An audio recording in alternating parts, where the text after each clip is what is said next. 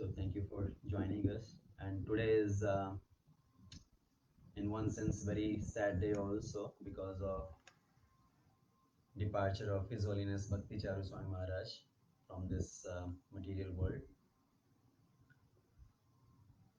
But we know even though Maharaj has disappeared from in between of us, but he is still present among all of us through his melodious kirtans, through his talks, and he will be always remembered for his wonderful work of a television serial on the life of Srila Prabhupada, Abhay Charan.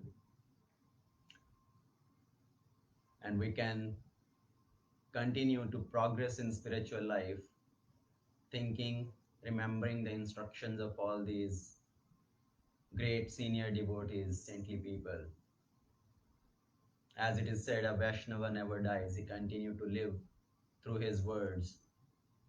So His Holiness Bhakti Swami Maharaj will continue to live and guide all the devotees. And today is also Guru Purnima, which is celebration of respecting one's Guru, to paying our gratitude to our spiritual masters, to all the senior Vaishnavas, great devotees who have inspired us to progress in spiritual life. Also, today is disappearance day of Srila Sanatan Goswami.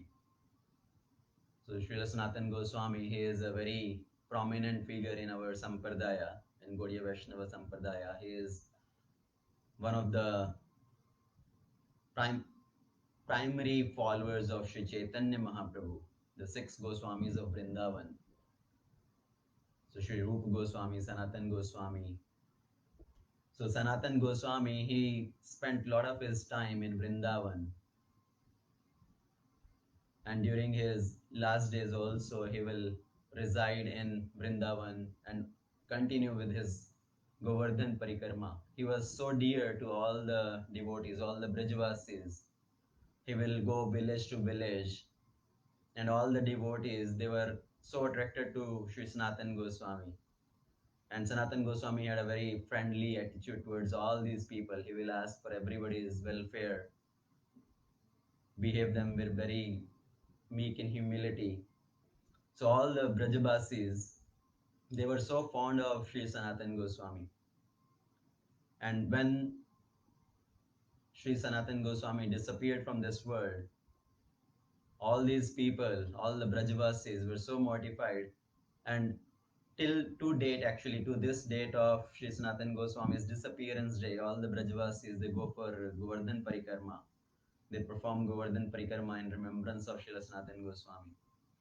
And Sanatan Goswami, we celebrate his life, we celebrate his work, we remember him for many of his wonderful activities and achievements. So Vaishnava, even though he disappears from this material world, but he still continues to live through his instructions. And by following in the footstep of all these great saintly people, we can try to improve our spiritual life, make further progress in spiritual life.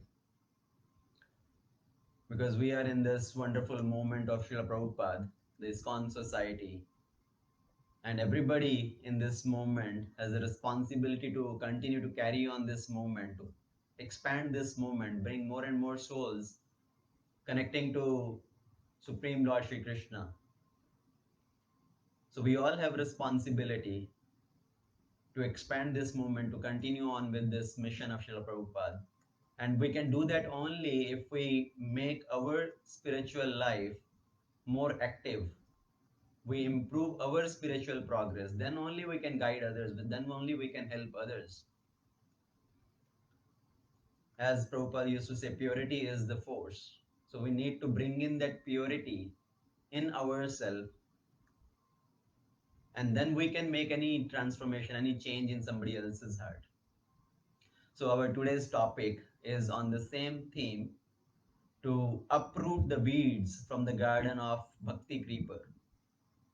How we can avoid this weed to grow in our devotional life, how we can protect ourselves from this weed which is coming from the offenses created while we are performing this devotional service. So we'll pay our homage to Guru Parampara.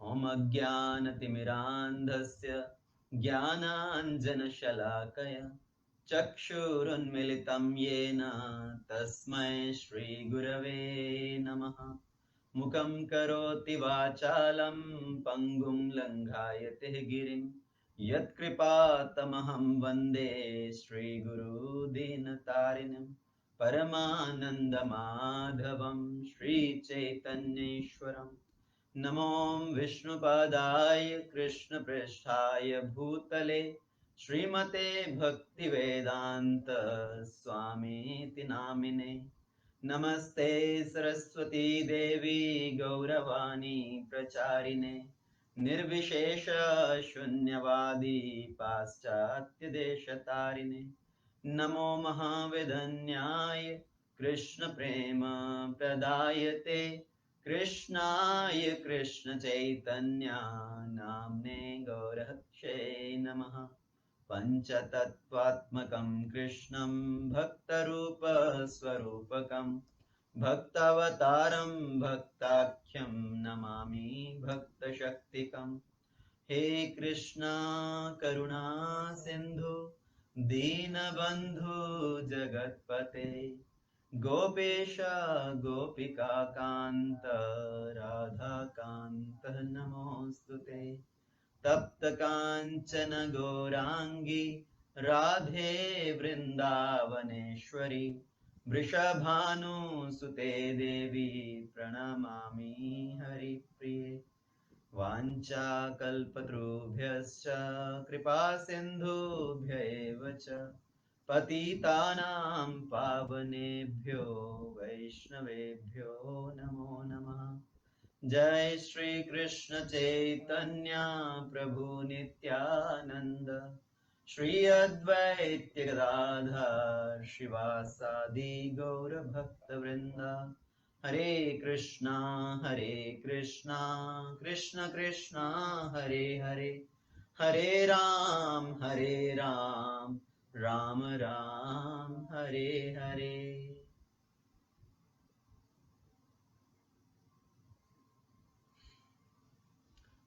Okay, so today we are going to talk about how we can bring some energy, some life to our devotional practice, how we can make progress in spiritual life. So as in this material world, we know everybody is suffering. Everybody is searching for happiness and everybody is suffering for some or other misery. We have been wandering through all these various species of life, 8.4 million species of life, 84 lakh joniya. And this human birth is a very rare opportunity. So everybody in this material world is wandering through all these species of life, suffering the various reactions.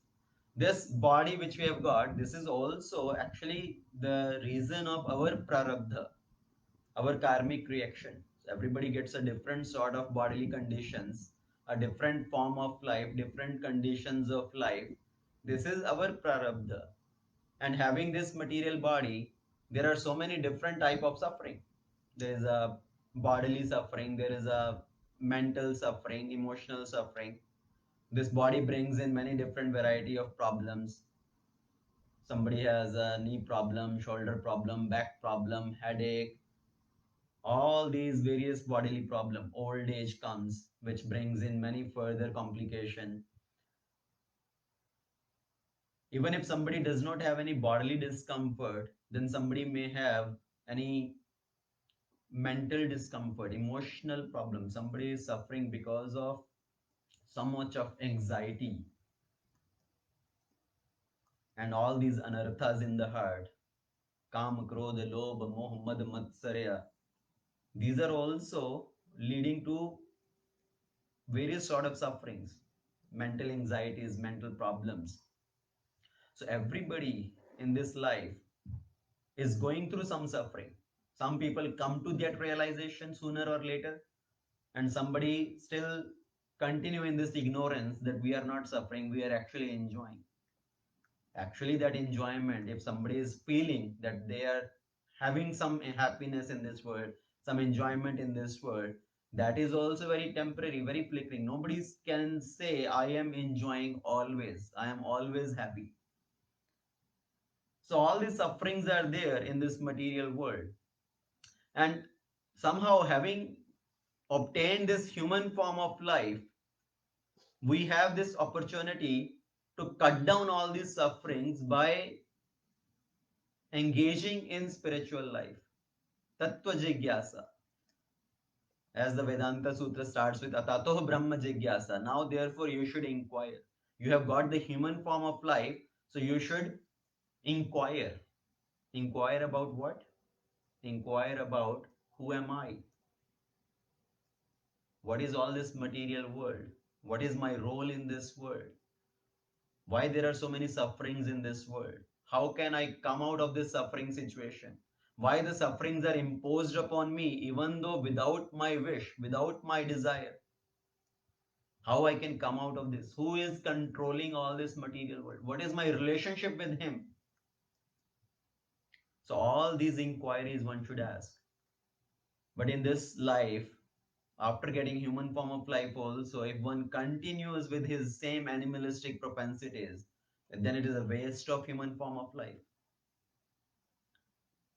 As the Padma Purana describes, how ignorance leads to all the problems. Ignorance leads to the sinful propensities. Because of the sinful propensities, we get the sinful desires. And because of sinful desires, one end up committing the sinful action. And that sinful action results into sinful reaction. All this suffering. So what is the process which will ultimately clean up this karma bandhan? All this sinful reaction which one is facing, how can all that be eradicated? How that process, what is that process which will clean up all that? Ultimately, the ignorance is the root cause, because of which comes this tendency to commit sinful activities. The scriptures define that all the process of yajna, dan, tapa, it can clean up the sinful reaction. It can remove the sufferings from one's life, but it can still not remove the proclivity, the tendencies of committing the sinful activity, the kutam.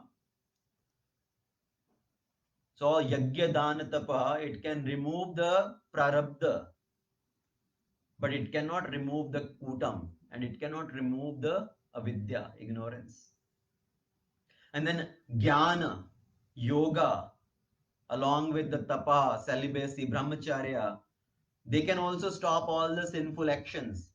It can remove the papa karma, but still that also cannot remove the sinful propensities, kutam and avidya. So what is that process which will remove the kutam and avidya also? So in scripture it is defined that only bhakti to Lord Krishna can uproot avidya, can uproot the kutam, the sinful propensities. Only bhakti can counteract the kutam and avidya. So in a pastime of Ajamila, in Srimad Bhagavatam 6th canto, when the description of Ajamila is described, how Ajamila was a very nice saintly Brahmana, but ultimately because of watching some particular scene of a Shudra and Shudrani embracing in an awkward situation, he got these desire to enjoy in that way. So the kutam was there, but by coming in touch with that environment, that kutam result into the bijam, the desire to enjoy in that way. And how can one counter all the kutam and avidya? So in Bhagavatam it describes Testani aghani punyate puyante tapohodana vratadihi Na adharmajam tad hridayam tad api eshanghani sevaya. So taistani aghani puyante tapohdana vratadihi. Although one may neutralize the reaction of sinful life, one may neutralize the reaction of all these sinful activity through tapoh, dan, vrata adi, by performing some austerities, by performing charities, by following the vows of some regulative principle. But these pious activities cannot uproot the material desires in one's heart. Na adharmajam tad hridayam. So they cannot uproot all the sinful desires and propensities in heart. So how that can be removed then? Tad api esha angri sevaya. If one serves the lotus feet of the Supreme Personality of Godhead, he is immediately freed from all such contamination.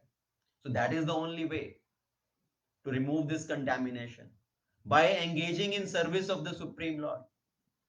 And what is that service to the Supreme Lord? The 9 process of devotional service: Shravanam, Kirtanam, Smaranam, Archanam, Vandanam, Dasyam, Padasevanam.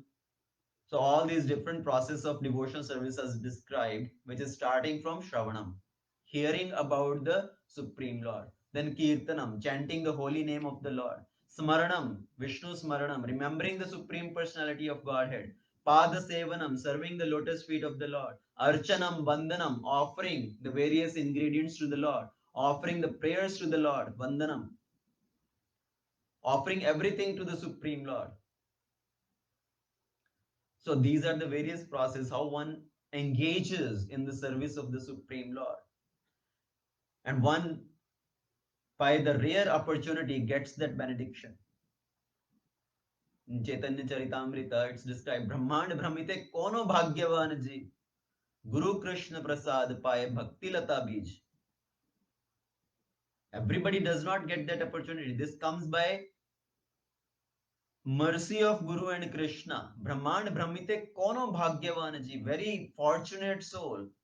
Because of the mercy of Guru and Krishna, he gets that Bhakti Lata Bij, the seed of devotion. Everybody is wandering in this material world, reaping the result of one's impious and pious activities. Both pious and impious activities are binding. And actually, both impious and pious leads to anartha. It may be very surprising to hear.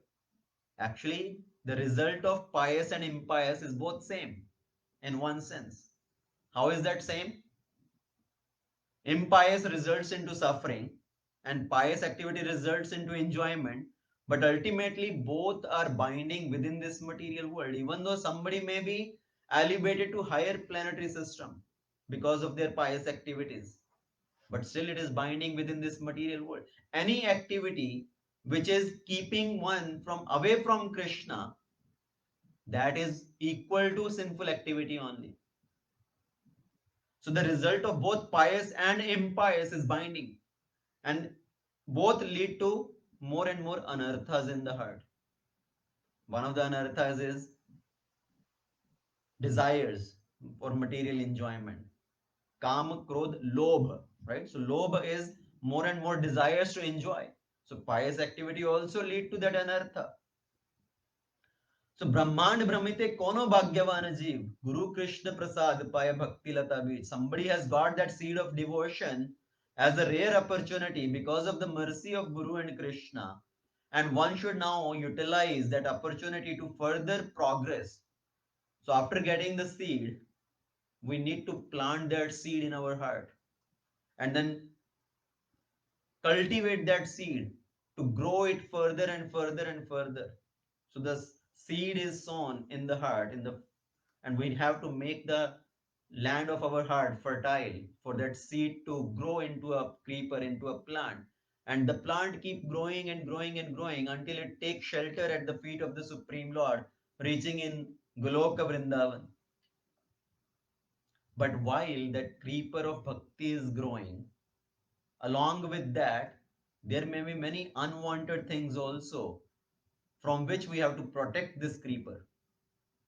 Just as if you set up a garden, some vegetable or flower garden in your outside your house, you plant some nice vegetables, nice flowers. Along with those flowers and vegetables, some weeds start to grow. And the weeds are also taking up the nutrients. They are taking up the water which is meant for those plants. So they are choking up the growth of the actual plants which you intentionally have grown. So to able to protect those plants, one need to remove those weeds so that all the nutrients can be supplied to the actual plants. So one need to detect those weeds and then remove those weeds, uproot those weeds from the garden. And same way, when we are trying to make progress in devotional life, in our garden of Bhakti creeper, all these various weeds start to grow. And what are these weeds? These are the weeds of unwanted habits which grow because of the offenses which are done while executing devotional service. So we have to be very cautious to understand what are these various offenses which one might commit, knowingly or unknowingly. So in the progress of bhakti, there are many stages, right? When somebody comes in the process of bhakti, because of little shraddha,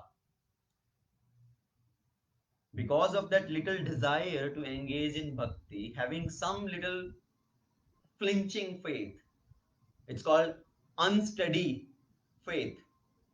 Shraddha is considered as unsteady faith. The faith is in a shaky stage as yet. It has not matured.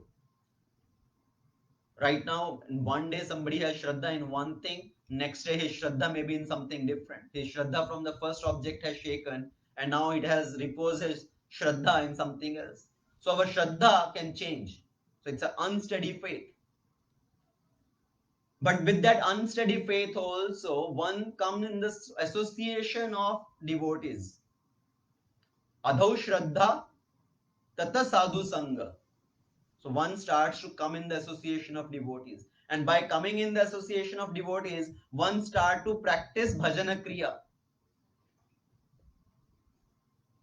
Starting devotional practice. And because of that, what happens is anartha nivritti. So some of the anarthas in the heart, the sinful propensities in the heart, they are starting to go away. But still, this is unsteady devotional practice, still based on the unsteady faith, until one comes to the stage of nishtha. Nishtha is what is considered as steady faith. So from shraddha to sadhu sangha to bhajana kriya to anartha nivritti to nishtha. So unsteady devotion to steady devotion. In that process also, by practicing bhakti with unsteady faith also, one's sinful tendencies, the sinful reactions, the sinful desires are going away. That powerful the bhakti is. But if one is not careful in the practice of bhakti and one continue to make offenses in bhakti, then it will further complicate the situation. Even though the sinful tendencies are going away, but now the offenses have come up, which will lead to some unwanted habits. So what is the difference in sin and offense? And what is more serious? Is sin more serious or offense more serious? So we should understand that before coming to bhakti, we have the burden of sins and the burden of anarthas in our heart. But that burden of sin and anartha is getting removed by practice of devotional service. Even in the stage of unsteady faith, unsteady devotion. But if one is not careful in discharge of devotional service, then one is developing offenses, which results into unwanted habits. So from stage of nishtha to prema, that is the cleaning of the offenses and unwanted habits. if somebody has developed those unwanted habits, unwanted desires, so from nishtha to prema, those things need to be cleared. So we need to protect our bhakti creeper from these offenses. And what are these offenses? There are 10 offenses to the chanting of holy name. Then there are offenses to the Vaishnavas. There are offenses to the service of the Lord. There are offenses to all the jivas. So there are different type of offenses. If somebody is performing the offenses towards the deities, in the service of the deities, if somebody is performing the offenses to the holy dham, somebody is performing offenses to the other jivas, all that can be removed by chanting of holy name. But if somebody is performing offenses to the holy name itself, how will that be removed? We have discussed in much more detail these offenses to the holy name earlier. About 6-7 months back, we had a 2-session series on offenses to the holy name, which need to be avoided. So just to go briefly, what are these offenses? The first offense is to blaspheme the devotees of the Lord. Satama Ninda. If one is performing devotional service but criticizing other devotees, that becomes a great offense to the holy name. Even though this is offense to the devotees, but the holy name take that offense very seriously, and it chokes up its mercy. It chokes up the taste from the practitioner's heart. And this offense is considered as a mad elephant offense. If we are growing nice garden, nice vegetables, and a mad elephant enters into that garden, what will mad elephant do? Will it try to water the plants, or it will try to uproot all those plants? Mad elephant will try to destroy the whole garden. The same way, this offense to the Vaishnavas, to criticize the Vaishnavas, to physically hurt the Vaishnavas, to dishonor the Vaishnavas, to not show respect to the Vaishnavas, these are all considered as Satamaninda. And this is like a mad elephant offense, which can choke up our bhakti creeper. So one should be very much careful about that. Other offenses to consider all other personalities, other Devi Devatas to be equal to or independent of the Supreme Lord. To disrespect one's guru, one's spiritual master, to disobey his instructions, or to consider his spiritual master as an ordinary person, that is also an offense. His spiritual master is also a devotee. So in one sense, that is also a Vaishnava Prad also. And then to blaspheme the Vedic literature, all the Vedic scriptures, or the literatures in pursuance of Vedic version, that is an offense to the holy name. To give some mundane interpretation to the holy name, or to consider the glories of the holy name as an imagination, that is an offense to the holy name. And one of other biggest offenses is to commit sinful activities on strength of chanting the holy name. If somebody has heard the glories of holy name, that by chanting the holy name of the Lord, all the sinful reactions can be removed. Oh, this is a very nice proposal. So I can continue with my sinful activities, and I will chant Hare Krishna, and my reaction to sinful activities will be removed.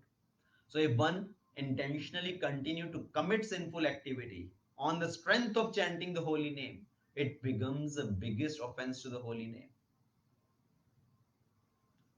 This is like madness. And to instruct the faithless person about the glories of the holy name is also an offense.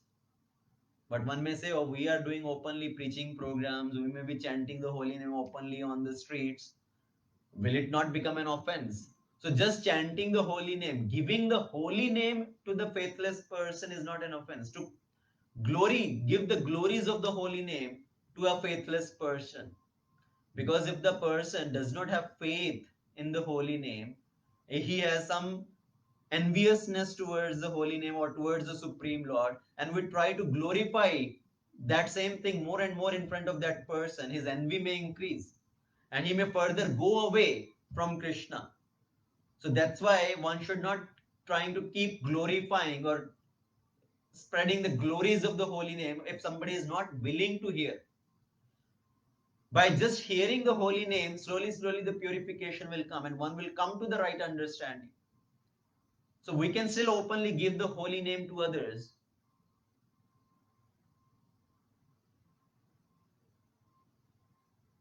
And then the another offense to the chanting of holy name is, after hearing the glories of the holy name, if one continue in that same materialistic conception of life, oh, I am this body, everything belonging to this body is mine, aham mameti. If one continues with that conception of life, does not show attraction to the holy name, to the devotional process, that is on also an offense to the holy name. And then the another offense is to be inattentive while chanting the holy name. We'll further discuss in more detail what is this inattentiveness mean and how is it an offense to the holy name. But the point to understand here is, by committing the offenses to the holy name, by committing the offenses while we are trying to practice devotional service, that may choke up our bhakti creeper. And that will lead to many weeds growing in that garden. So if we want to remove the weeds, first we have to understand what the weed is. We have to differentiate the weed from the actual plant. Otherwise, because of all these unwanted habits starting to grow in our heart, one may not understand why is that happening. One may see, oh, since I started practicing bhakti, all these funny things are happening with me. I am feeling more lusty. I am feeling more greedy. I am feeling more anxious. So all these things are further increasing. Am I doing something wrong? Or is it because of my practice of bhakti? So one may come up with all those crazy ideas and one may ultimately give up the process of bhakti itself. That is like uprooting the actual plant itself. Rather than uprooting the weeds, one may end up uprooting the plant of bhakti itself.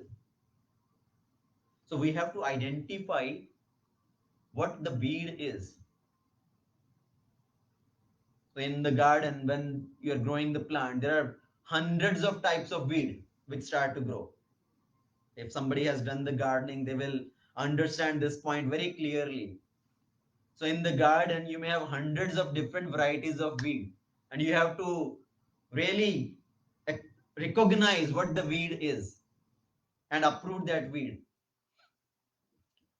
Once I was doing gardening and I was trying to clean up all these weeds from the garden, and my younger son was trying to help me in cleaning up that garden area. So I was removing some weeds in one area and he started to do in some different area. He said, Papa, see, I also removed some weed. And he was showing me. What did he do? He removed one of the actual plant actually. Not recognizing this is a plant which we planted. It's a particular vegetable. He actually uprooted that, thinking, oh, it's a weed. So we have to be careful in recognizing what is weed. So how do we recognize? What are these unwanted habits which start to grow? So as I said, the 10 offenses to the holy name, which will lead to all these unwanted habits to grow. We are removing the sinful activities, sinful tendencies, all the anarthas from the heart, but then we are further complicating the situation because of the offenses. And these offenses are more serious than sin in the practice of bhakti. And this is one of my favorite topic actually. What is the difference in sin and aprad? What is the difference in papa and aparad? Sin and offense.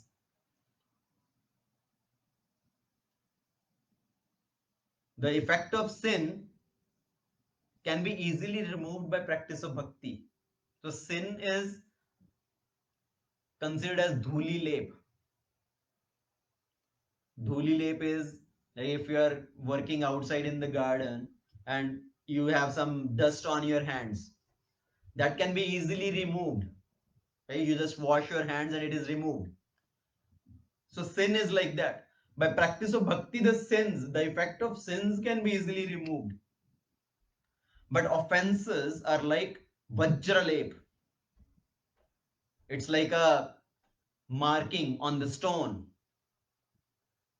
If you cut your finger while working in the garden, if you cut your finger with some thorn, now it will take some time to heal up. If it was just dust, then you just wash your hand and it's gone. But now while working on the garden, if you cut up your hand with something, if a big thorn has pierced into your hand, then you have to work some hard work to remove that thorn and that for that wound to be healed. So that is the outcome of aprad. Aprad is like a vajralep.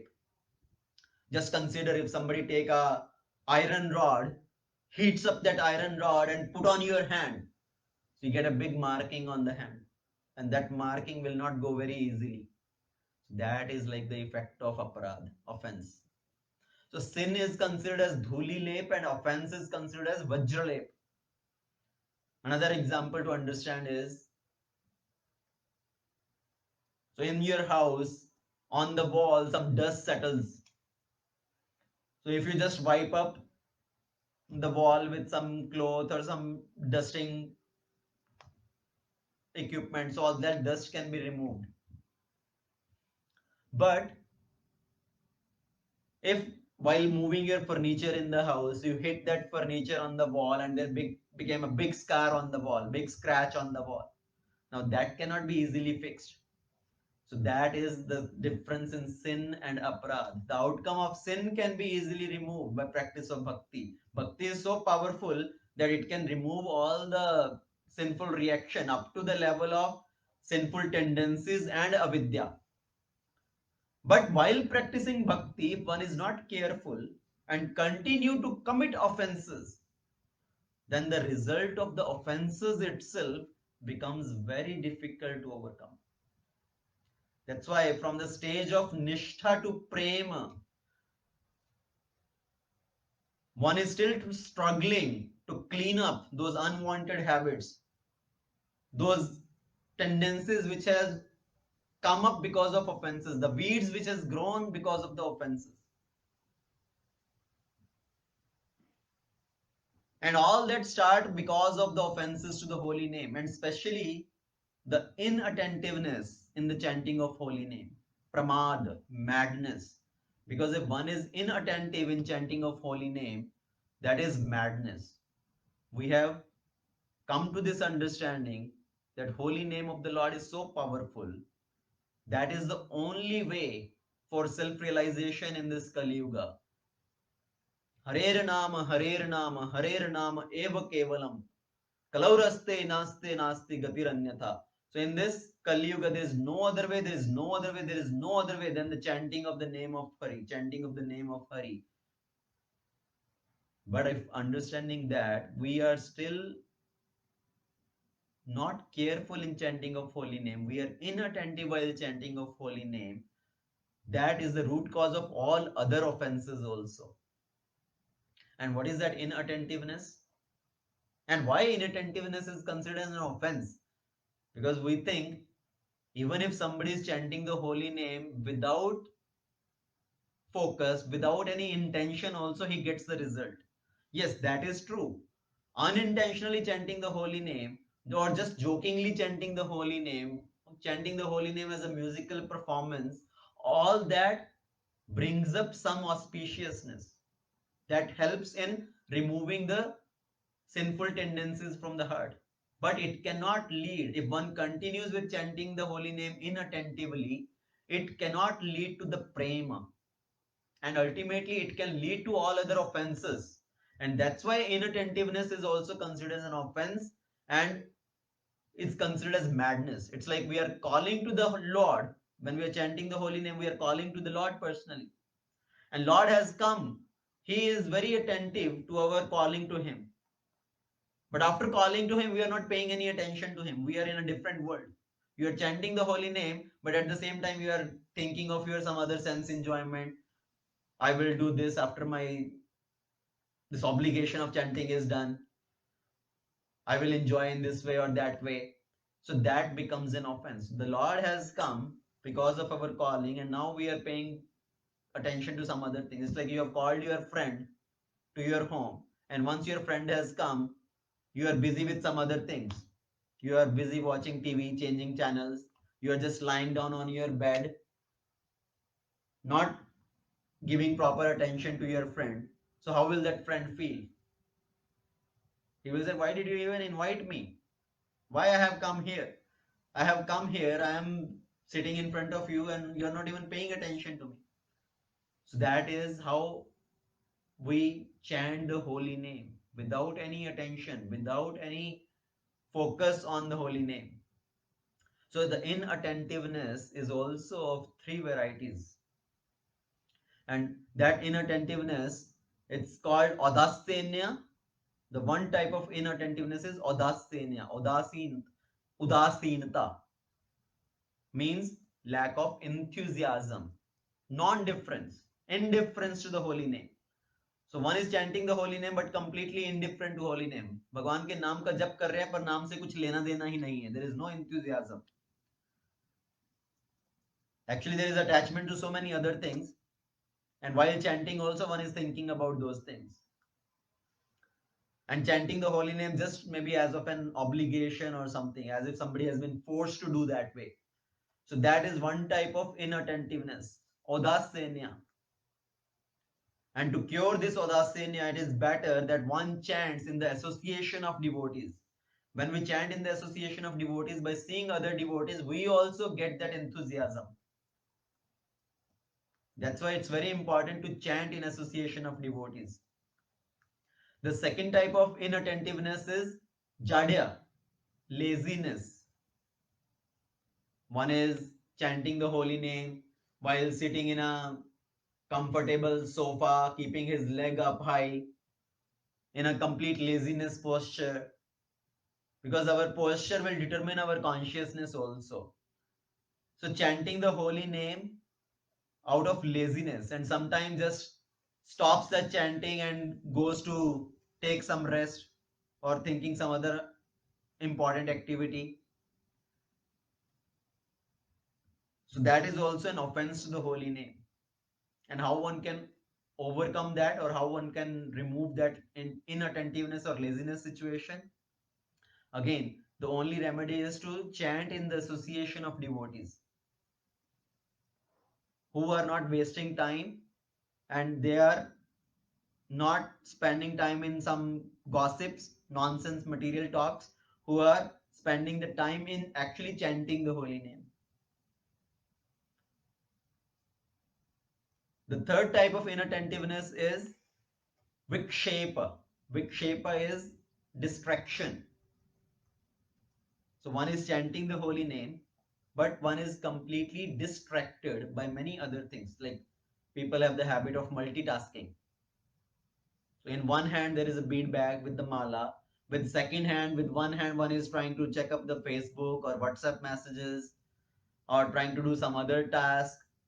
So this multitasking, chanting is going on, but the mind is not there. Attention is not there. Attention is in some other things. So completely distraction. Or one is intentionally letting the mind wander on to various other thoughts of sense enjoyment. That is also distraction, vikshepa. So we are calling out to Krishna, but we are not paying any attention to him. So we should understand the mind cannot do two things at the same time. Even though you may train your body to do multitasking, but your mind is actually on one task only. So one cannot do multitasking while chanting. While chanting, you should focus on chanting. Yes, it is mind's nature that mind wanders to various thoughts. That is the nature of mind. But one is not intentionally trying to do multitasking. Intentionally trying to do multitasking while chanting, that becomes an offense. That is distraction. So what is the result of solving this problem of vikshepa? Again, chanting in association of devotees. And also there are other methods how one can cure that disease of inattentiveness. One is by following proper Vaishnava etiquette, proper Vaishnava dressing, having a proper posture of sitting while chanting the holy name, following the various festivals, Ekadashis, by chanting in front of Tulsi Devi, by doing the pradakshina of Tulsi Devi. All these are methods to cure this disease of inattentiveness. And one of the biggest method is chanting in association of devotees. So even these days we have a system of conference calling where everybody joins in the conference call and chant together. Even though people are not sitting in front of you physically, but you are hearing other people's voice, you know other devotees are also chanting. So that itself gives you encouragement, enthusiasm to engage in the chanting of holy name. So the virtual association of devotees for chanting the holy name. So this inattentiveness is the root cause of all other offenses. Because of inattentiveness, one commits all other offenses. And among all these offenses, the most severe offenses are offenses to the Vaishnavas, offenses to the Guru, offenses to the holy name by committing sinful activities and at the same time chanting the holy name, thinking holy name will counteract, neutralize the sinful activity. So these are some of the hard hitters, the big offenses, which leads to many unwanted habits, which are like the weeds growing in the garden of our bhakti creeper. So what is the result of all these offenses? So now we are coming to the point of recognizing what these weeds are. Like in your garden there are different type of weeds. There is a crabgrass, dandelion, and other things. So you know these are the different weeds. These are the different names of the weeds. So what are some of these weeds which are growing because of these offenses? How I can know that these things are the result of my offenses? So there are many different things described in scripture which are as an indication to us that it is coming because of the offenses to the holy name. So these newly formed unwanted habits are generally result of our offenses to the holy name. So the offender sow this seed of unwanted habit, which will soon sprout as the weed of material desires. Now these weeds of material desires could be in the form of lust, greed, in the form of hankering for name and fame, hankering for adoration. So all these are the different weeds. So let's go in sequence. What are some of these weeds? So first type of weed is attachment to sinful activities. Even though one is chanting the holy name, one is trying to remove all these sinful propensities, but because of chanting the holy name with offenses, again all those same old habits, the same old sinful tendencies may start to come back in the heart. Up to the stage of nishtha, this on off thing is going on. One is trying to cure the sinful habits, sinful tendencies, again getting attracted to those. One should immediately know this is because of committing offenses while practicing devotional service. So the attachment to sinful activities. For example, if somebody has many lusty desires earlier in his heart, and by coming to the process of bhakti, now slowly those lusty desires are going away. But if one is committing offenses, after practicing few years also, one now again starts to feel the same old habits. One has tendency to again be attracted to watching some nonsense thing, some obscenes, having the desire to enjoy in that particular way. So all that coming of sinful tendencies is the result of offenses to the holy name. And then diplomatic behavior. One develops that diplomatic behavior, crookedness in the heart. So one's behavior, even in the devotee circle, becomes very diplomatic. In with one devotee, he is behaving in a one way. With another devotee, he goes and talks ill about 10 other people. So that is the diplomatic behavior. Sometimes one think, oh, I have to be diplomatic to run some project. I'm the leader of this congregation, leader of this community, leader of this temple. So sometimes I have to be diplomatic to run this temple or this project. But actually, that diplomatic behavior is not needed to run any project. That is the result of our offenses to the holy name, offenses to the Vaishnavas. In front of a devotee, he is glorifying him. Oh, you are so humble, you are so dedicated to your service. But in front of other devotees, he is severely criticizing that devotee. Oh, he is nonsense devotees. He does all offenses. He does not know anything. He does not have any knowledge. That is a diplomatic behavior. And what is the cause of that? Because of the offenses. And then making a show of devotional service, having spiritual pride, having the desire of mundane reputation or adoration. Ultimately, it leads to philosophical deviation also. So that is another type of weed because of the offenses to the holy name. Having spiritual pride. So what is spiritual pride? Spiritual pride is while practicing devotional life, while practicing spirituality, one gets a pride because of his spiritual activities itself. I have become so great. I know the scriptures in and out. I can quote any verse from my by heart. I am a most melodious singer. I am the greatest preacher. So all those sort of things are spiritual pride and having the desire of getting name and fame, having the desire of adoration from other people. One does not need to hanker for this name and fame, for this adoration. If whatever name and fame you deserve, that will come by default. Whatever is in your quota, that will come. One does not need to over endeavor for that. Sometimes people become so much pride because of their achievement and they want to be at the top, right? Because of we come from the material world, we have this tendency to be always ahead of everybody, number one. Somebody in his school time, college time was always topper, and after coming to spiritual life, they're carrying on with that concept. I want to be number one. I want to be on the top. I should be respected most. So that tendency, it leads to this desire of mundane reputation. And because of that, one is creating offenses to the holy name. And because of offenses, these tendencies are becoming more and more deeper. Like Vajralep, right? It is a,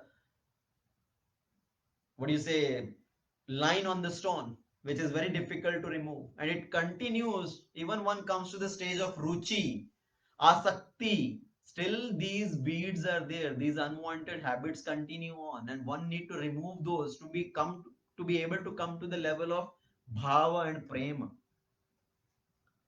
So one does not need to over endeavor. One does not need to put down others to keep him on the top. Whatever name and fame one deserves, it will come eventually. It is just like a bottle. If you have a bottle which has a particular capacity, you can hold only that much in the bottle. More and more you try to put in, it will not contain in that bottle. So same way, everybody has a particular quota of how much name and fame, reputation they will get. It is determined from your birth itself. For example, in your school, while studying in the school, you may have noticed there is one student who does not study very hard also, still he gets very good grades. But the other student is working very hard, still he gets barely passing marks. One student becomes very famous because of his achievement in the school, even though he doesn't endeavor much. And other is struggling hard to just pass that grade.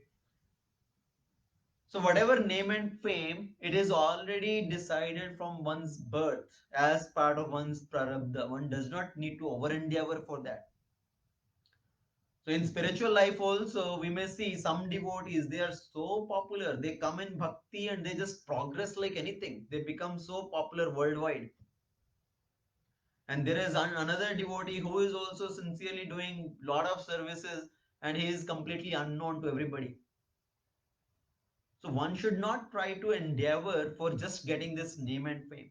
That desire for name and fame, adoration, one should consider this is just as a weed in the garden of our bhakti creeper. Will eventually choke up our bhakti. And ultimately one will go to the level of philosophical deviation. He will try to justify the philosophy in his own interest.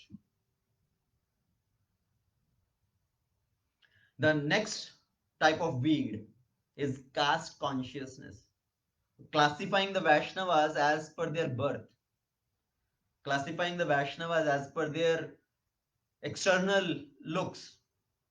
That is also a type of weed. So caste consciousness, what is that? For example, somebody comes in the process of bhakti and he is making progress. He want to take initiation diksha, but then he is having that mindset. I want to get diksha from one particular guru who was born in a Brahmanical family. I don't want to accept diksha from anybody else. So that is like a caste consciousness, classifying the Vaishnavas as per their worth. Vaishnavas, a sincere devotee, whatever their previous life may be before coming to bhakti, but somebody has come to the level of bhakti, he has developed all the saintly qualities, he has all the qualities of a bona fide guru. Anybody is eligible to become a guru. It's not, does not matter what was one's birth, even though one may be born in a Shudra family also. He may be eligible to become a guru if he has developed all the genuine qualities. But if somebody is classifying the Vaishnavas as per their caste, as per their birth, that is also an offense, and that is also the result of the offenses. It's like a weed. Somebody may think, oh, I don't want to take initiation from that particular Guruji. He is younger in age from me. How can I take initiation from him? Somebody differentiate in devotees because of their age, because of their external look. Somebody has more inclination to somebody who is a shaven head or an elderly gentleman. Those are all externals. There are so many great devotees who have accepted Diksha from much younger devotee in age from them. Actually, at the time of Prabhupada, there was one devotee who had met Prabhupada once, who had the desire to take initiation from Prabhupada. But by the time he approached Prabhupada, Prabhupada was in his last days. So he could not get initiation from Prabhupada. And later on, he started considering, oh, now after Prabhupada, there is nobody else who is eligible to give me initiation. They are all younger than me in age. So he did not take initiation from anybody in ISKCON, and he went outside and took initiation from somebody else. And later on, he himself acknowledged this point that I made a big mistake by not accepting anybody in the lineage of Prabhupada as my guru. Sometimes people get into this mindset of caste consciousness, classifying the Vaishnavas as per their birth or as per their externals. And these are all the result of offenses to the holy name, offenses to the Vaishnavas. So one should be very careful with this type of mentality. Immediately detect this weed is growing in my heart. I need to uproot that weed. Another type of weed. Sometimes devotees, because they are of their offenses, these desires for material prosperity comes up. They want to develop their business on the name of devotees. They want to have business dealings with devotees. So somebody think, oh, this ISKCON movement, it's such a huge movement, so many devotee network worldwide. If I come in this movement and after I become initiated, everybody will recognize me and I can have a bigger business with the devotees. Sometimes people will try to take diksha just solely for that purpose, or come in association of devotees solely for that purpose, so they can do their business with this bigger community. I know when I started in the process, I had a link with some other people who was part of some business organization. Like there was a very widely known organization as Mway or Quickstar. So a lot of people actually will come in the circle of devotees thinking that, oh, this is a big network of people. If I become mixed up with this network of people, maybe I will have opportunity to showcase my business and make some clients. So that business dealing mentality with devotees, that is also a weed in the heart. Somebody is chanting the holy name only for the purpose of making some profit out of devotees.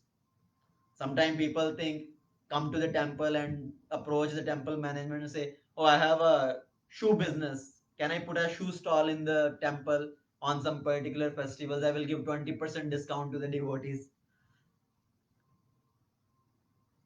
So one should understand, you have a business, and if devotees know you, they know you have a business, they can come to your store also and buy if they really want. So one does not need to develop this sort of business mentality here.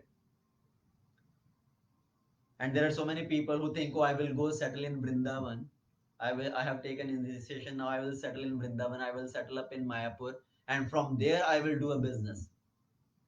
I will do a business of exporting the mridangas, exporting the harmoniums all around the world to the devotees. And devotees are also very, what do you call as, masoom hote hain. They think, oh, this is a devotee. There is a das at the end of the name, Goranga Das or this Das or that Das. So he should be very genuine person.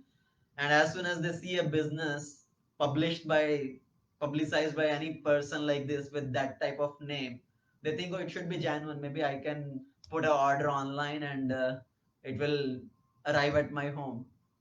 Actually, I myself had that experience. So once there was a publicity from somebody in Mayapur, some Goranga Exports. He had some name. He published his business on Facebook and all, trying to contact all the devotees.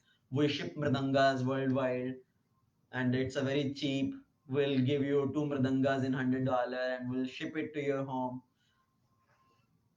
So ultimately, it sometimes people just use these names to scam devotees also. They are mingling up with devotees. They are chanting the holy name. Only purpose is to do their business. And while chanting the holy name, they are committing offenses. And these offenses are further leading to the complications. These weeds are growing more and more and more and more. So one should be very careful to detect these weeds and uproot these weeds from the garden of our Bhakti creeper, so the Bhakti creeper can get proper nourishment and can grow. Otherwise, it will choke up soon, and one will eventually give up this process of bhakti. That, oh, I have been chanting the holy name for 5 years, 10 years, 20 years. I am not seeing any change. There is no change happening in my heart, and ultimately, one may go away from the process. So, this process does not work for me. Maybe I have to find some other process. No, the process works. It works for everybody. But while watering the bhakti creeper, you are giving less water to bhakti creeper, more water to the weeds. That's why it is not working. That's why your bhakti creeper is getting choked up because of all these weeds. So we need to remove all these weeds from the heart. So Prabhupada says all these newborn unwanted habits, these habits that arise from offenses committed while still on the stage of this unsteady devotion, are not so easily removed. So while we are still in the stage of unsteady devotion from Shraddha, before coming to the stage of Nishtha, if we are committing the offenses, so all these outcome of offenses in the form of weeds, unwanted habits, it's not very easy to remove. Though their effects are easily incurred and quickly stockpiled, but their eradication one by one requires diligent efforts over time. So even though bhakti surely frees devotee from the reaction of their past deeds, but the carelessness, inattentiveness in discharge of devotional service may cause more anarthas to build up. So as a result, new unwanted habits in the form of these weeds may discourage the devotees and choke up their devotional service. So what is the solution? So to eradicate these weeds, devotee must listen to their well-wishers who can pinpoint specifically these unwanted habits and distinguish them from the real creeper of devotion. अरे भैया भक्ति छोड़ के जाने की जरूरत नहीं है, तुम्हारी एक्चुअल प्रॉब्लम ये है कि तुमने साथ साथ कुछ फालतू का घास फूस वीड्स को उगा दिया है. So they can distinguish from the real creeper of devotion. So all the neophyte devotees in the practice of bhakti, they should take these necessary steps to cut down these unwanted weeds, unwanted creepers. And some of the activities which help to cut down these weeds, to remove these weeds, are regulation in spiritual life. Getting up early in the morning, chanting the holy name in association of devotees, following a particular schedule, following strict Vaishnava conduct, Vaishnava etiquette, avoiding mundane movies and eating outside cooked by non-devotees. So one should try to avoid these things. So as in Nectar of Instruction, it states there are certain things which are favorable to bhakti, which one should do, and there are certain things which are unfavorable to bhakti, which need to be avoided. And what are these unfavorable things which need to be avoided? Janasanga, association of worldly minded people, watching movies, gossip, watching or eating outside which is not cooked by devotees. So all these things one should carefully execute, exemplify these practical essential practices which can help in recognizing the weeds and help to uproot these weeds from our garden of bhakti creeper. And Prabhupada very clearly say that we need to have a proper training process to build up the immunity. Build up the immunity to not conduct these offenses and to be protected from all these offenses and unwanted habits. So we need training to develop immunity from Maya. So these days everybody is talking about immunity. We need to increase our immunity in this pandemic of COVID-19. Everybody is thinking, oh, I need to develop immunity to fight against this virus. So same way in spiritual life also, we need to build up immunity to fight up against committing offenses, to fight up against these unwanted habits in the heart. And Prabhupada always stressed the need of quality and quantity. We need to increase both quality and quantity, but in the order of quality and quantity. In the order of quality and quantity, what comes first? Quality. So we need to focus more on quality, and at the same time, then we need to increase the quantity. And Prabhupada used to give the example of boil the milk. What does this boil the milk means? So Prabhupada says, now we have got so many students, we have got so many temples, but I am fearful that if we keep on expanding more and more, in that way we shall become weakened and gradually the whole thing will become lost. Just like milk, if you keep thinning the milk more and more, keep adding the water more and more to satisfy higher, bigger customer base, so you keep adding water, thinning it down more and more, but ultimately it will cease to become milk any longer. It will be no more milk. It will be just water. So same way, while we are expanding, while we are bringing more and more people, At the same time, we need to work on the quality. We need to work on the cultivation of those people properly. So quality and quantity. So Prabhupada said, boil the milk now. Boil the milk very vigorously. Make it thick and sweet. So that is the best process. So we need to focus on training the devotees also systematically rather than just being number conscious. That, oh, there are 50 devotees now, there are 100 devotees now, there are 200 devotees now. It's not just a number game. We need to be conscious of bringing a quality people also, training them properly. And the training has to happen based on the books of Prabhupada, based on the tapes of Prabhupada, by discussing always, by instructing them in the right proposition. So in that way, one need to work on both quality and quantity. And quality takes more importance. Otherwise, if we are bringing in more and more people, but they are not cultivated properly, purpose is just, oh, person has come now, purpose is to get him take diksha, get increase higher and higher. First diksha is done, second diksha is done, but there is not enough training. Ultimately, it will spoil the whole purpose. The basic training is not there. So we need to boil the milk, make it thicker and thicker, thicker and sweet. That is Prabhupada's philosophy, Prabhupada's method. Boil the milk. So to uproot all these unnecessary things, unwanted desires, these contamination, offenses, we need training. We need to develop immunity system, make the immunity system stronger to fight against all these things. Like we put the fertilizer in the garden to make the plant stronger.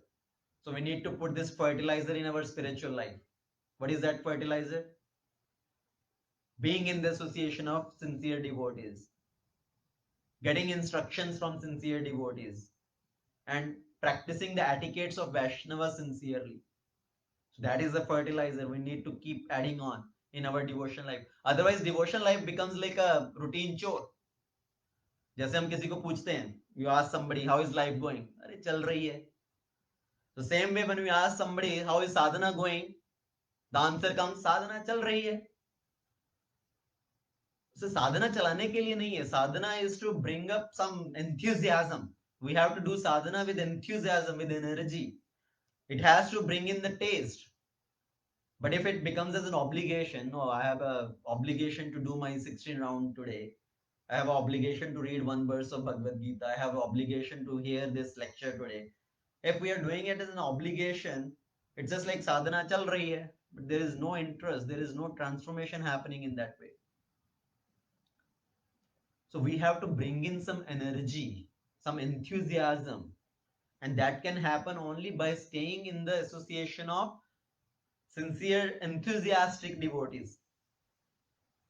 So we have to train, develop our immunity system. We have to work on the quality as well as quantity. And then what are the other methods? Says the unwanted habits which are caused by the offenses,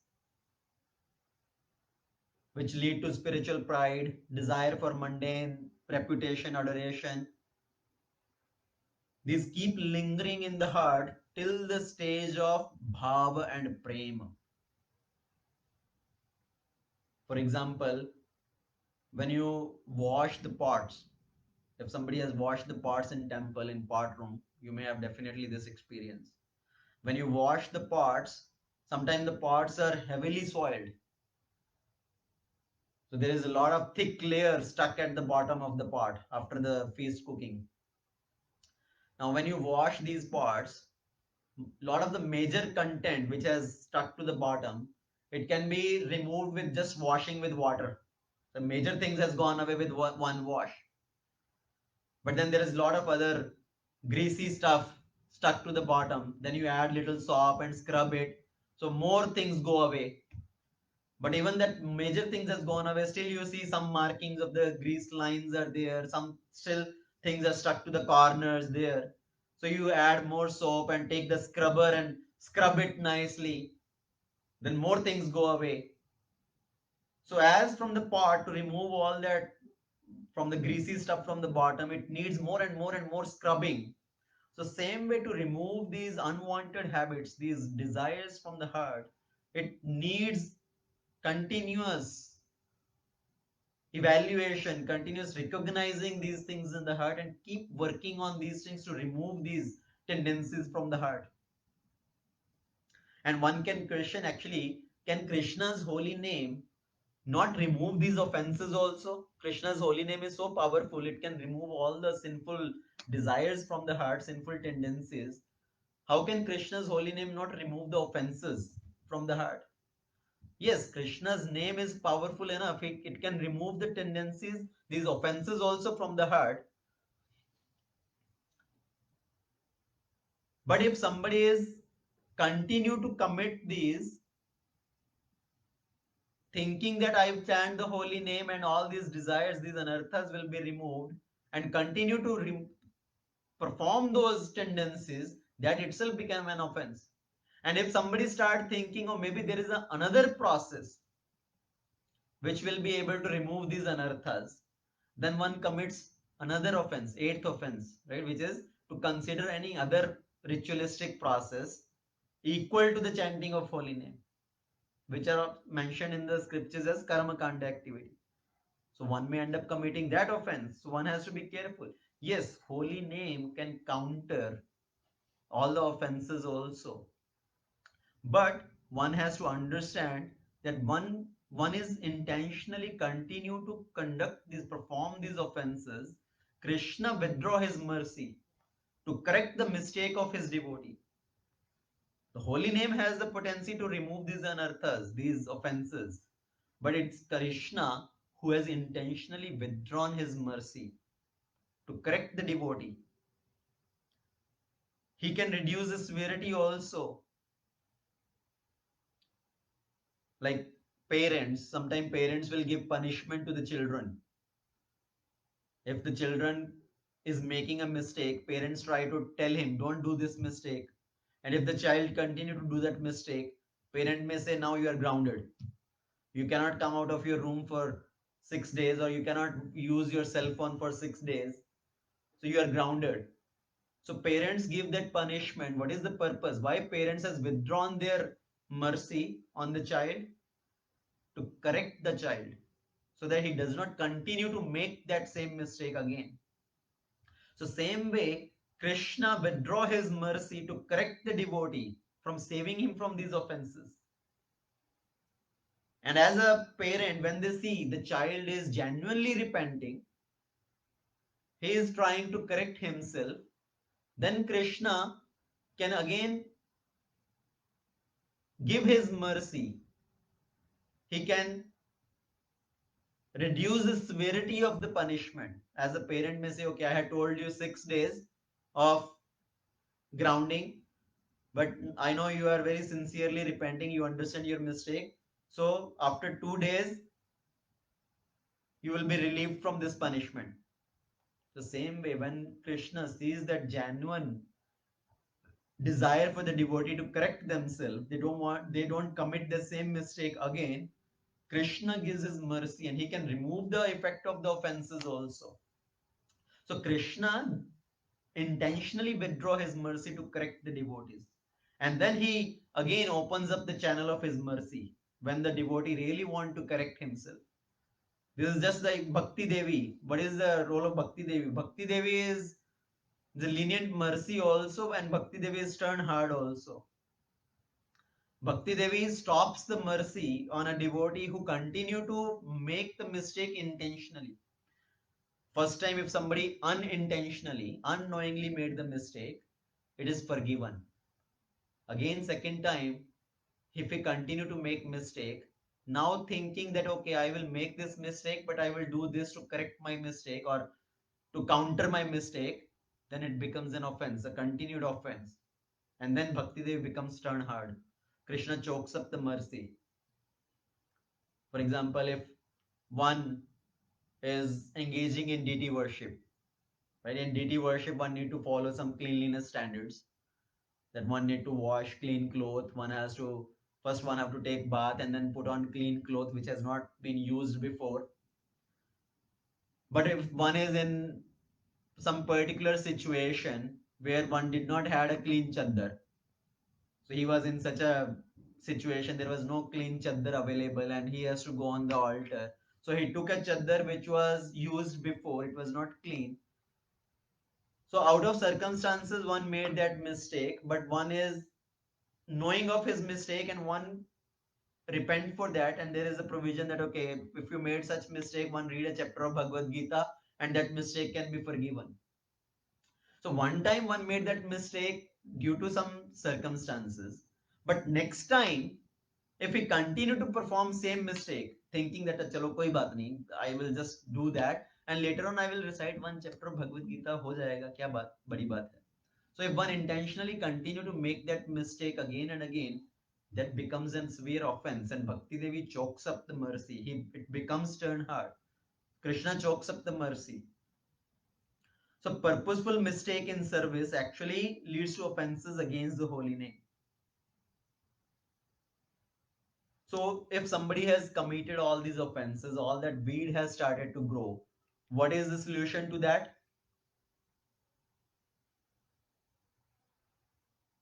To uproot all these weeds?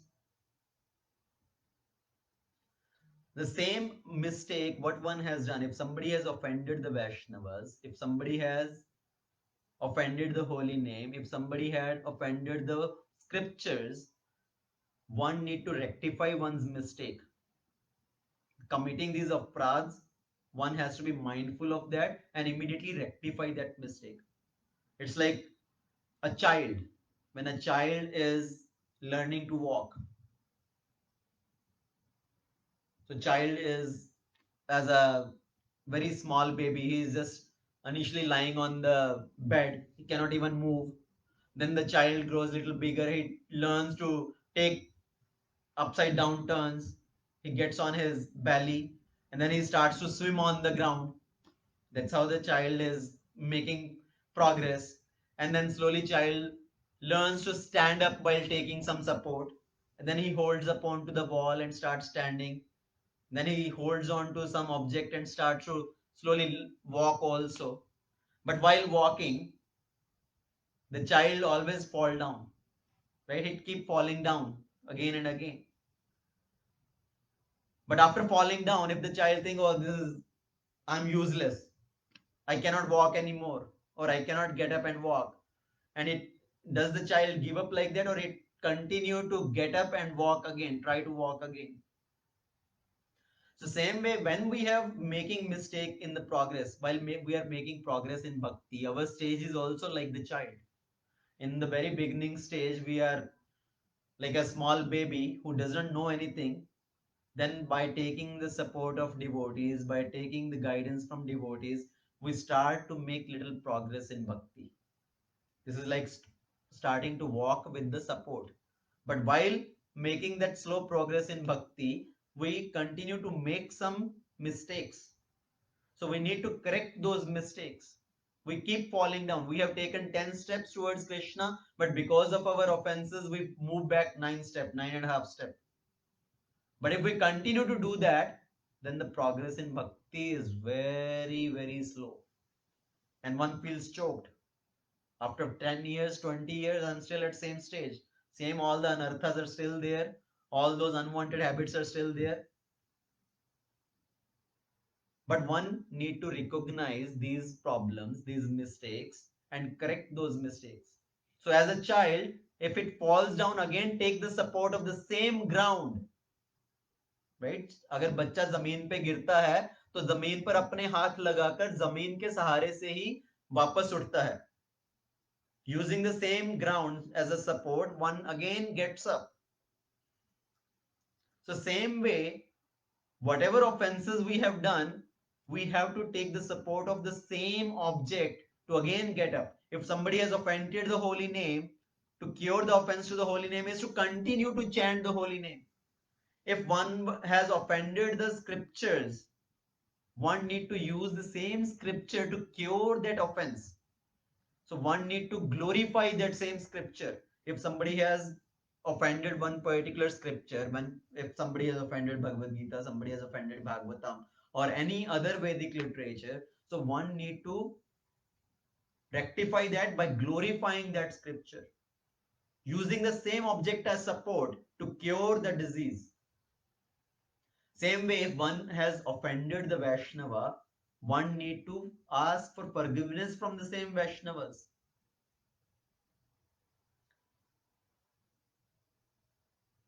So there are three ways actually to remove this Vaishnava Aprad, the particular Vaishnava Aprad. One is to sincerely ask for forgiveness from the Vaishnava whom we have offended. So as in Chaitanya Charitamrita, it is said if one offended a Vaishnava, the only way to get free from the offense is to go back to that Vaishnava and beg for forgiveness. Just like a thorn, if we want to remove a thorn, we can take a thorn to remove the thorn. So same way, offense created by the mouth, it has to be rectified by the mouth by asking forgiveness. And the another example Radha Govind Maharaj gives is if there is a thorn get on your foot, we cannot remove the thorn from the shoulder. If there is a thorn on the foot, you have to remove the thorn from the foot. So same way, if we have offended a particular Vaishnava, we have to ask forgiveness from the same Vaishnavas. One may have a very nice behavior with 100 Vaishnavas, but one has a bad behavior with one particular Vaishnavas. So one need to ask forgiveness from that particular Vaishnava only to cure for that offense. As we know from the story of Durvasa Muni and Ambrish Maharaj, Durvasa Muni had offended Ambrish Maharaj. And when Sudarshan Chakra of Lord Vishnu appeared there, Durvasa Muni was running everywhere to save his life. He went to Brahma, Lord Shiva. Ultimately, he came to Lord Vishnu. And Lord Vishnu said, I cannot protect you. Even I cannot save you. You have done offense to the Vaishnava. Only that Vaishnava can forgive you. If that Vaishnava forgive you, then your offense can be eradicated. So you go ask forgiveness from Ambrish Maharaj. So Durvasa Muni came back to Ambrish Maharaj and asked for forgiveness. And then the Sudarshan Chakra was pacified. And there is another instance from Chaitanya Charitamrita. We know so many wonderful stories how the Vaishnava Aprad is so severe. That's why it is called mad elephant offense. In Chaitanya Charitamrita, we hear about the pastime of Sachi Mata.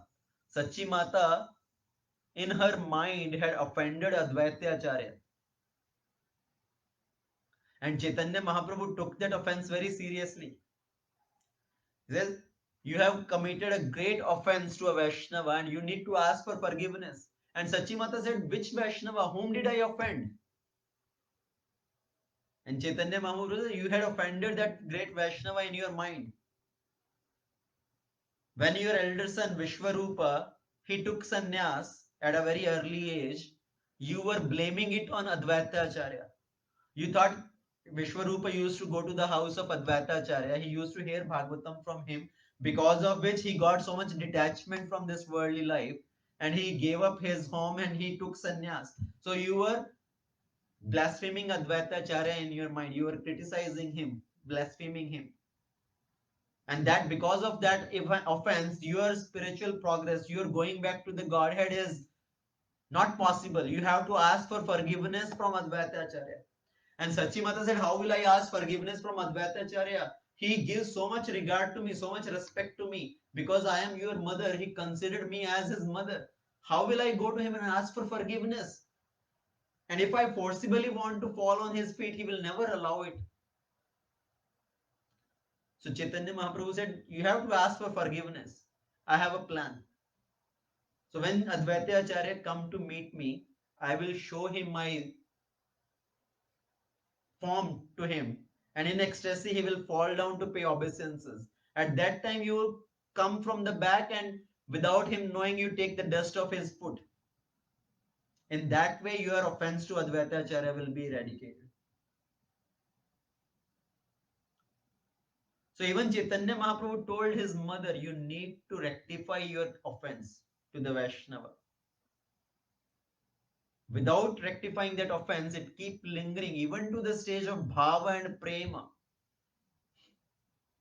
And there are so many other pastimes which point to this. There is a pastime of Haridas Thakur. There is a Brahmana with the name of what is his name? Gopal Chakravarti. He used to be an accountant or a tax collector for Mazumdar family, the family of Raghunath Das Goswami. And when Haridas Thakur was in their village, these Mazumdars, the Hiranya Mazumdar and Govardhan Mazumdar, they arranged a program as an assembly of devotees. And in that assembly, Haridas Thakur is glorifying the holy name, that the holy name is so powerful it can remove all the sinful reaction. And this Brahmana, who is as a worker for this Mazumdar family, Gopal Chakravarti, he started challenging Haridas Thakur. That how come holy name is so powerful that it can remove the offenses to the holy name? You are just making up things. You are not a genuine Vaishnava. He started criticizing Haridas Thakur. And he said, if this does not happen, I will cut off your nose. He challenged Haridas Thakur that if your words are not true, if the chanting of holy name does not result into the purification like this, I will cut off your nose. So he offended Haridas Thakur, challenging him and criticizing him. And Hiranya Majumdar, Govardhan Majumdar, they did not appreciate this challenging spirit of Gopal Chakravarti. They immediately removed him. They took that offense very seriously. Even though Haridas Thakur did not take that offense, he thought, oh, this is just an ignorant boy. Why to take offense? But the Mazumdar family, they took that offense very seriously and removed him from the service. And later on, few days, 3 days later only, this Gopal Chakravarti, he got leprosy. And he was very beautiful actually. He was very handsome person with beautiful hands and face and nose. And his nose started to melt because of leprosy. All his fingers start to deform. And his form was transformed into ugly form. And all the people were very surprised to see that.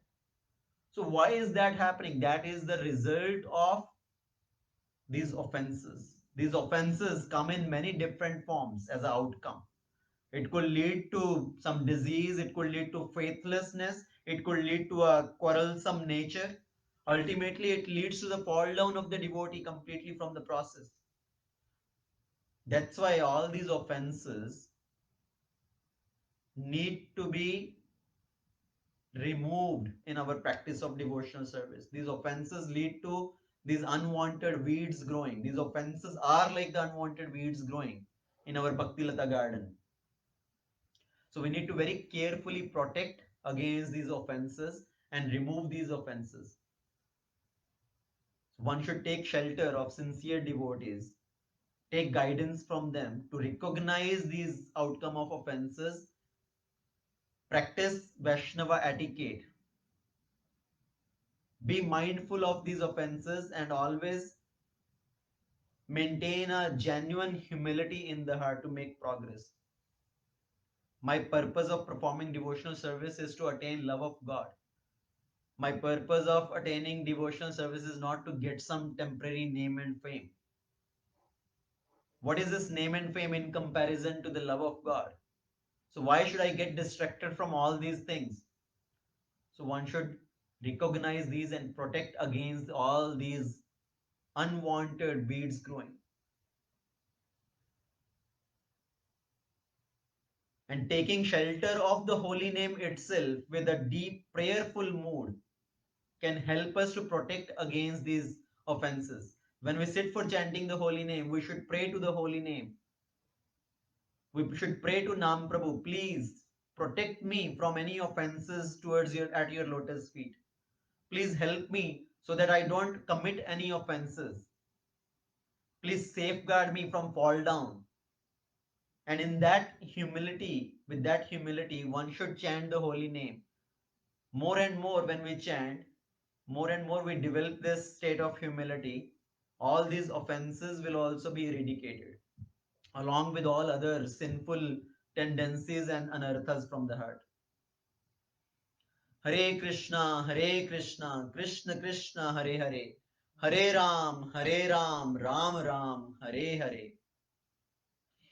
So thank you very much. Let's all resolve to protect ourselves from these offenses and make steady progress in devotional service, which is the only aim of this human form of life.